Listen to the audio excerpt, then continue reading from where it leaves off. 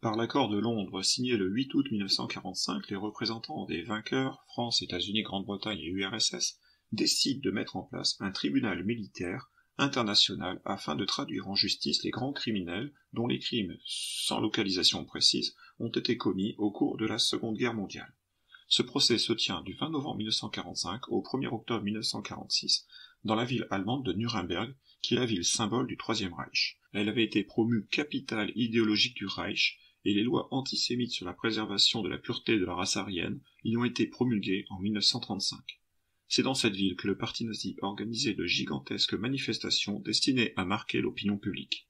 Parce que la barbarie nazie, que le monde découvre avec horreur à cette époque, dépasse l'entendement, et parce que les populations brutalisées, torturées, exécutées, affamées, maltraitées représentent des millions d'opposants politiques, de juifs, de tziganes, d'homosexuels, de personnes handicapées, ce procès n'est pas seulement celui de l'Holocauste, c'est un procès de la barbarie dans lequel le monde cherche à comprendre pourquoi et comment cette barbarie a été rendue possible.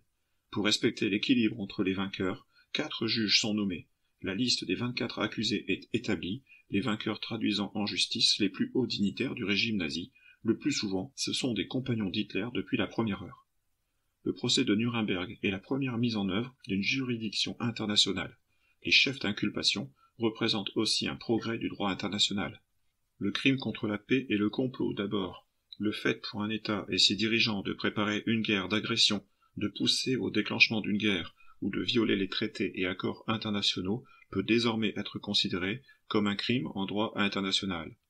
Les crimes de guerre, dont la définition est antérieure à la Seconde Guerre mondiale, sont les actes commis en dehors des opérations de combat ou de bombardement, en violation des lois et des coutumes de guerre, comme l'assassinat, le mauvais traitement aux civils ou aux militaires, le pillage, la dévastation de villages sans motif.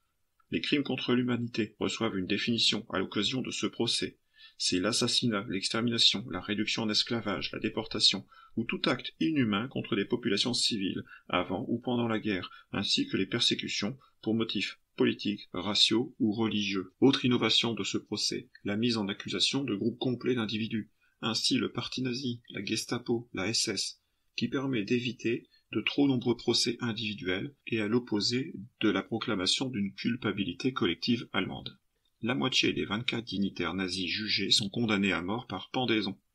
D'autres procès sont organisés par la suite dans différentes zones d'occupation d'Allemagne au Japon. C'est les procès de Tokyo et dans d'autres pays. Le procès de Nuremberg pose la définition des crimes contre la paix et des crimes contre l'humanité. Il pose aussi les bases de la définition du génocide. Il permet aussi d'affirmer les principes du droit international, y compris en temps de guerre.